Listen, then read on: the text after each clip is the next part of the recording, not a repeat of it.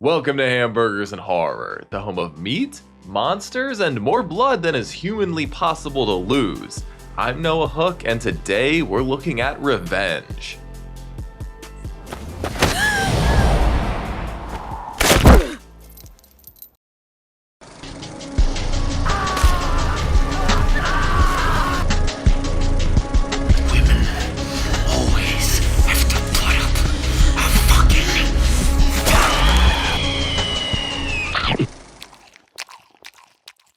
This 2017 thriller from France follows a woman who is assaulted and left for dead in the desert by her boyfriend and his hunting companions. She narrowly survives the ordeal and begins hunting the men down in very bloody vengeance. Revenge was written and directed by Coralie Fargeat in her feature-length debut. She's mostly had a career in television, although that is likely going to change with the smashing success of her new film, The Substance. Fargeat wanted to make a revenge film in the vein of Mad Max, First Blood, and Kill Bill. It's really the birth of a mythical hero, and I love that, and I love the fact to do it with a character who would be seen at the beginning as very weak and empty because she presents herself in a certain way. Revenge falls into an exploitation subgenre called rape revenge, which is exactly what it sounds like. It's a horror subgenre that really took off in the 70s with The Last House on the Left and I Spit on Your Grave, which both showcase explicit sexual violence and brutal revenge that follows. Revenge is arguably not quite as cruel and doesn't spend as much time relishing in the protagonist's suffering as these films, but if you are sensitive to sexual violence, this would probably be a good review to skip. Revenge has an incredibly small cast of 5 characters total.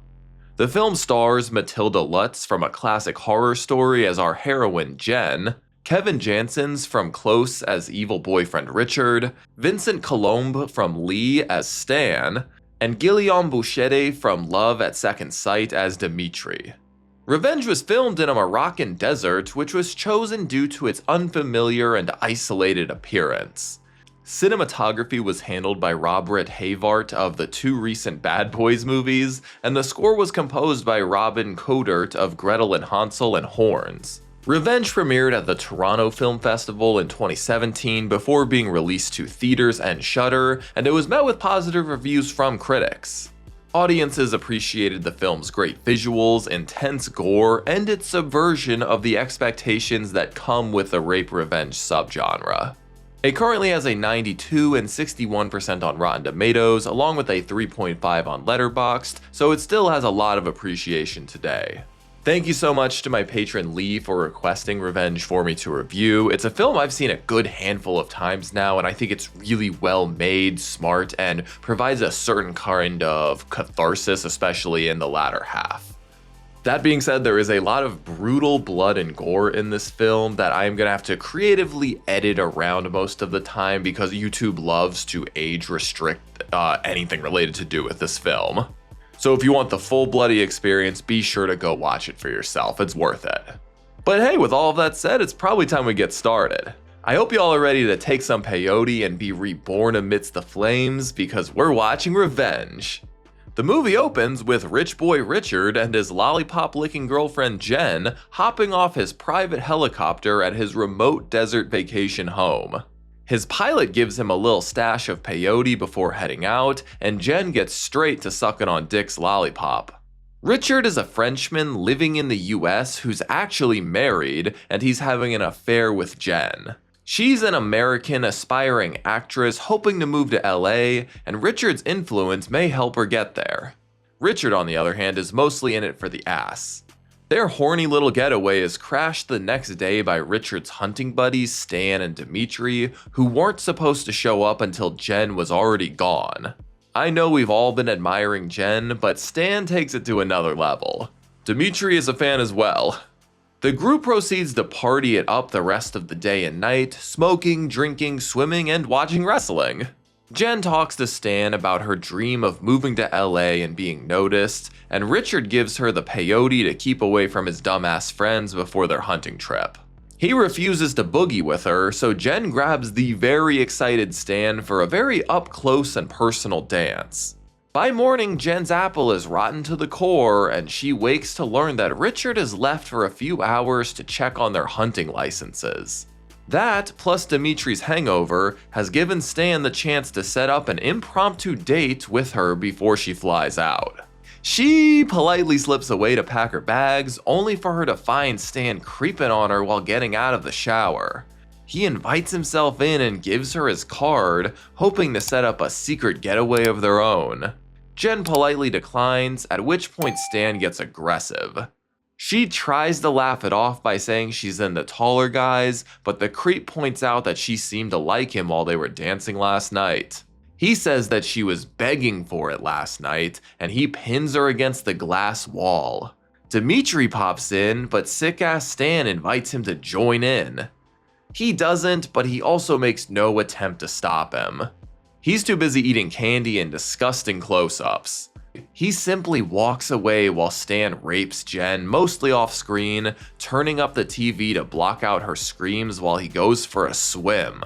Richard returns and learns what Stan did, although he's clearly more pissed about the potential repercussions than the pain that's been caused to Jen. His apparent answer to all of this is to get Jen a job in Canada and wire her some money, hoping to get her out of sight and out of mind.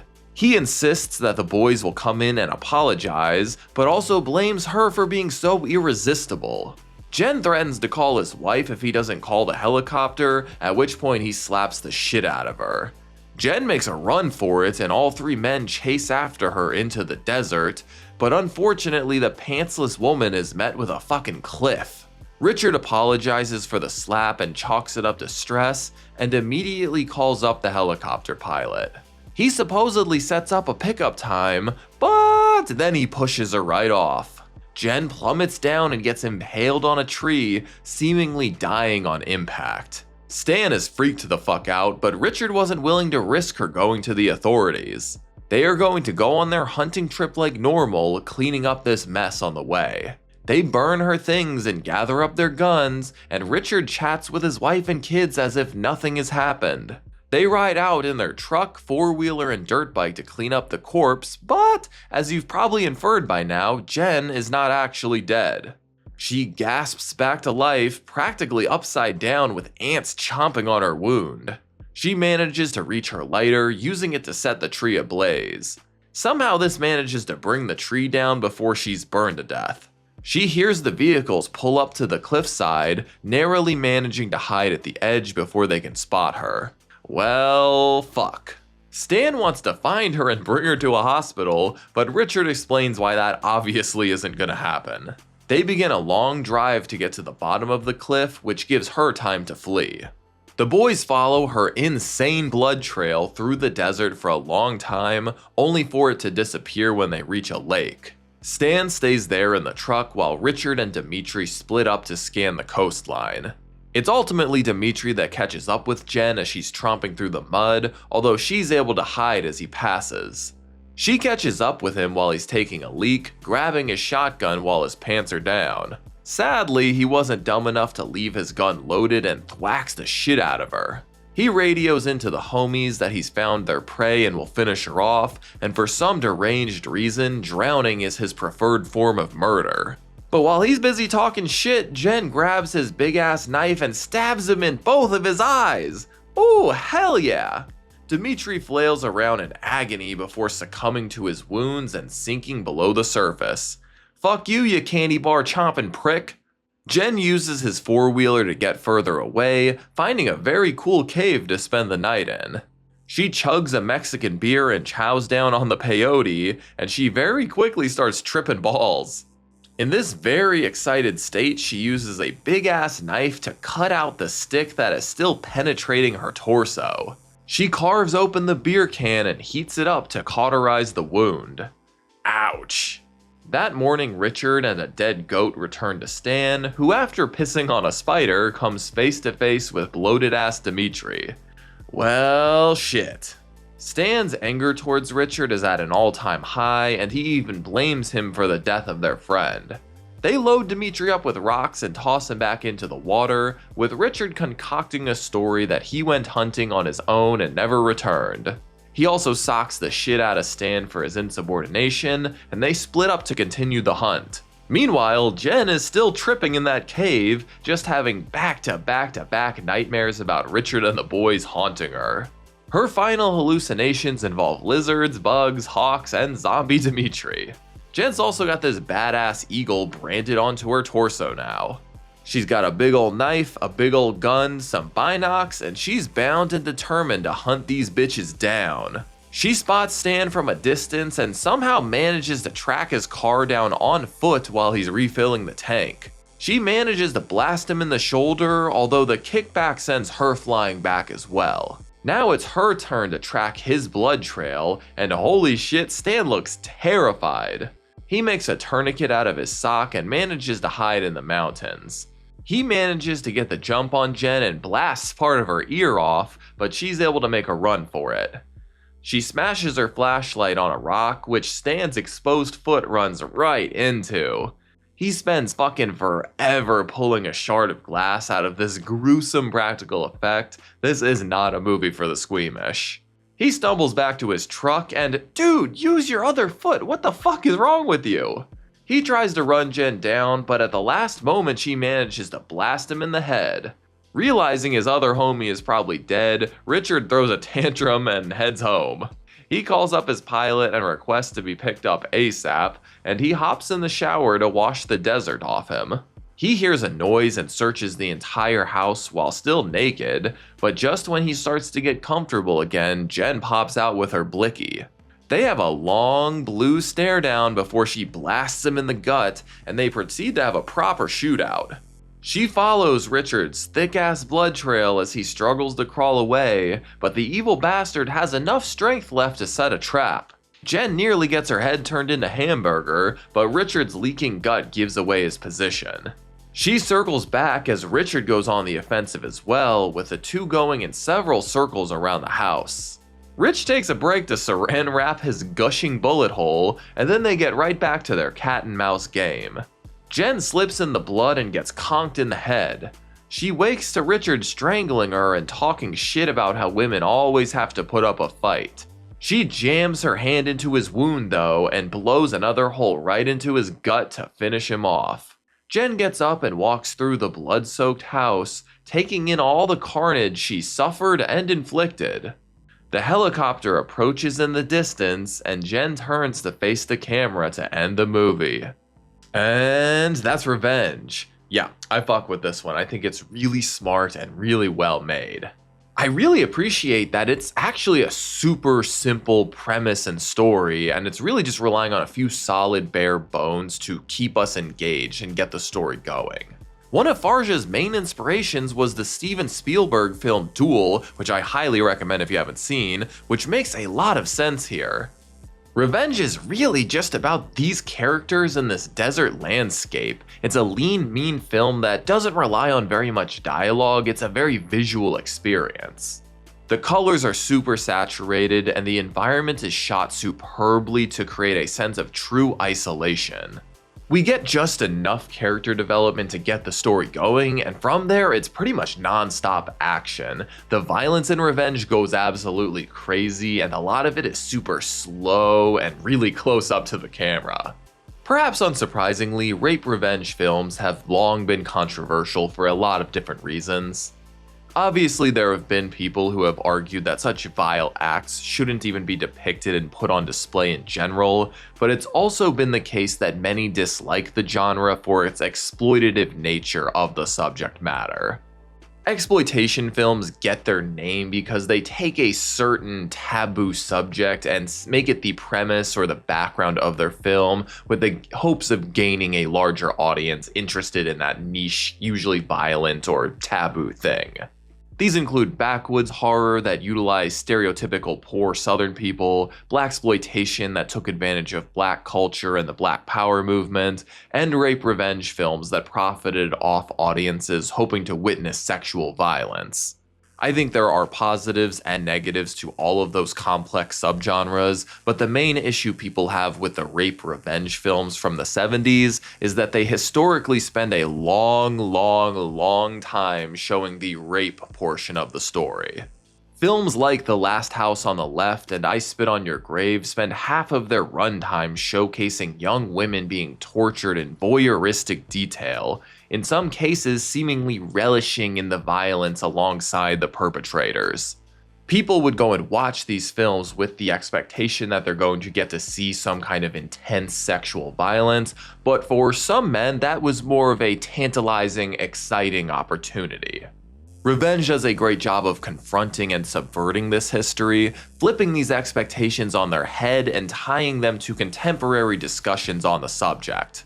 The film starts out by hovering over Jen like it's the intro to a porno or at least a Transformers movie, inviting us to join these three men in viewing her as an object for their enjoyment.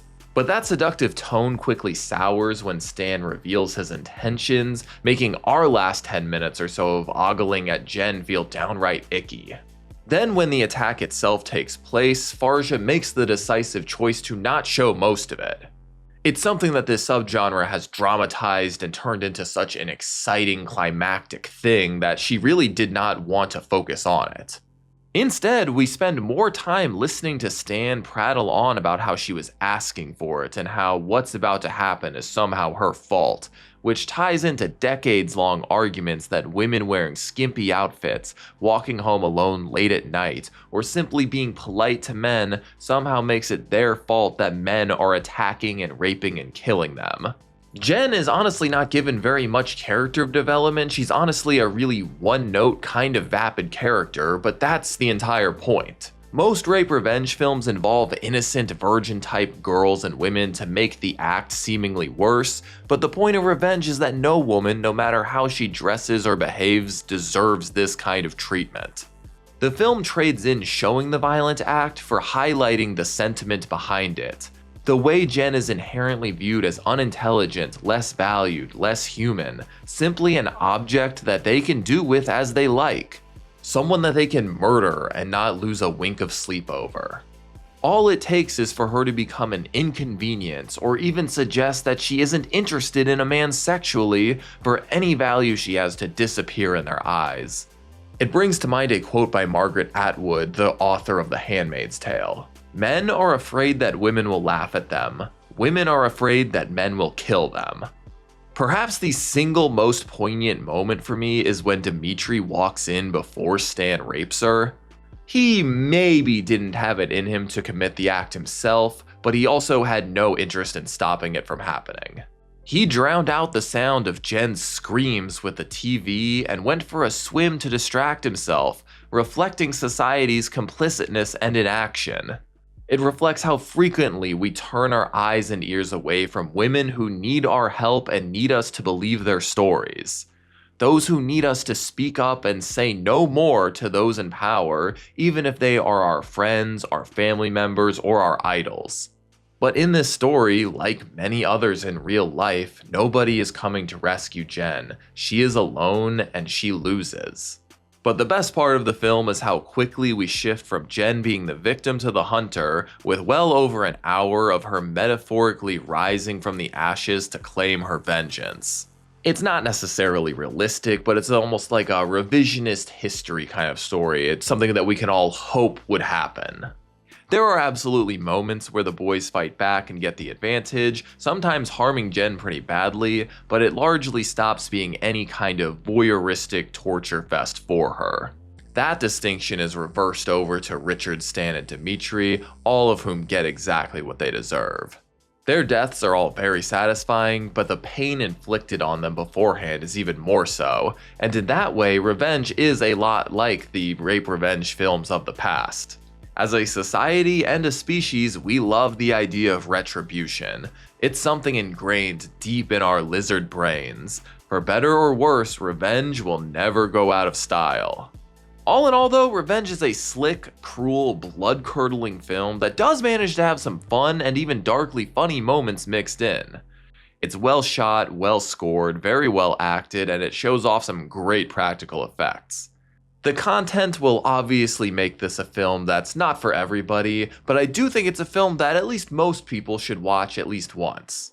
It's a fantastic debut by Fargeat, dissecting the history of this subgenre and the current tension between men and women that only seems to be getting more severe in 2025. Well, that's about it. Thank you again to my patron Lee for requesting Revenge for me to review. I've appreciated this film since it came out, really, and I'm really excited I got to talk about it on the channel. But have any of you seen Revenge? And if so, let me know what you thought about it down below. And while you're there, let me know if you preferred this or The Substance. They have a lot in common, but also a lot of differences. And be sure to join me next week for what is going to be an absolutely insane review, because I'm looking at the ABCs of death. I don't even know how I'm going to format it. It's going to be very fun. Thank you all so much for joining me, and an extra thank you to my patrons. As always, I'm Noah Hook, and thanks for watching Hamburgers and Horror. Stay safe out there. Thanks for watching my review of Revenge. If you enjoyed this video, be sure to like and subscribe so you can keep up with all my horror reviews. And if you want to help support the channel further, you should check out my Patreon account. You'll be able to vote for future movies and franchises I cover on the channel. Thanks, y'all.